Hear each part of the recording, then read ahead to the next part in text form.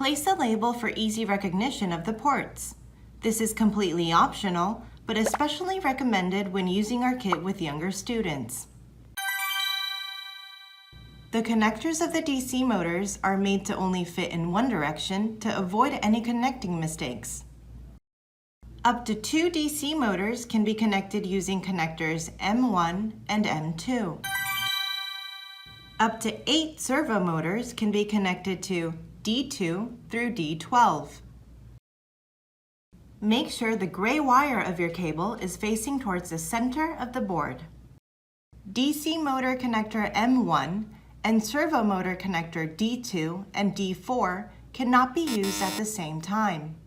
DC motor connector M2 and servo motor connector D7 and D8 cannot be used at the same time. Thank you for watching. Click here for more tutorial videos.